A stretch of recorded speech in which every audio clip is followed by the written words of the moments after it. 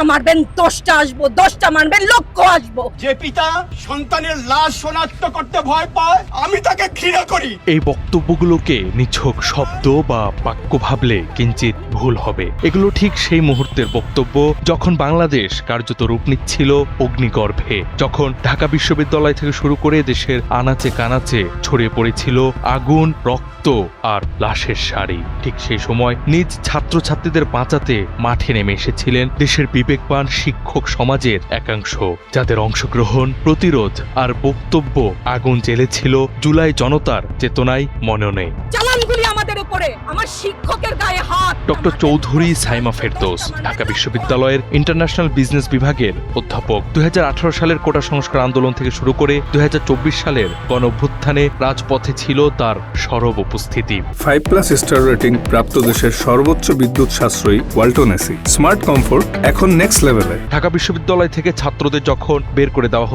করা হচ্ছিল গ্রেফতার, বসে থাকতে পারেননি তিনি। বের হয়ে আসেন রাজপথে, দেন অগ্নিঝরা হুঁশিয়ারি, একটা মারলে 10টা আসবো, 10টা মারবেন লক্ষ আসবো। তার এই বক্তব্য চলমান আন্দোলনের আগুনে ঘি ঢেলে দেয়। ছাত্রদের উদ্দেশ্যে বলেন, আমাদের মাফ করে দাও, কিন্তু পিছু হটবা না, ভয় পাবা না।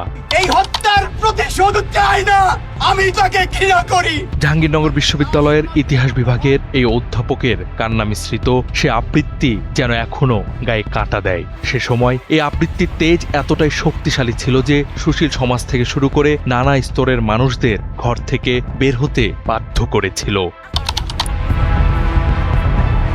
ঢাকা বিশ্ববিদ্যালয়ের আরেক শিক্ষিকা শেহরিন আমিন ভূঁইয়া মোনামি আলো জ্বালিয়েছিলেন জুলাই আন্দোলনে। তার সাহসী প্রতিরোধ শিক্ষার্থীদের মনে নতুন করে আগুন জ্বালে। শিক্ষার্থীকে পুলিশের হাত থেকে বাঁচানোর জন্য প্রাণপণে চেষ্টা করে আহত হন তিনি। ঢাকা বিশ্ববিদ্যালয়ের লোক প্রশাসন বিভাগের এই শিক্ষিকা জুলাই ও তার পরবর্তী সময়ে শিক্ষার্থীদের দাবির সাথে সবসময় সমর্থন জুগিয়েছেন।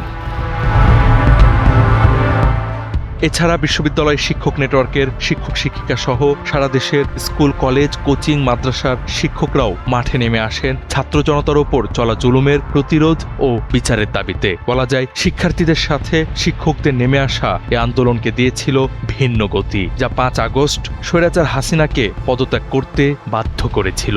সন্তানের লাশ শনাক্ত করতে ভয় পায়। জাওয়াদ আহমদ, এনপিবি। লক্ষ আসবো। সারা দেশের মানুষ, মা বাপ সব একসাথে দাঁড়াবো। আমার বাচ্চাগুলা না খেয়ে আছে, আমার বাচ্চা, আমাদের বাচ্চা না খেয়ে আছে। যে পিতা সন্তানের লাশ শনাক্ত করতে ভয় পায় আমি তাকে ঘৃণা করি।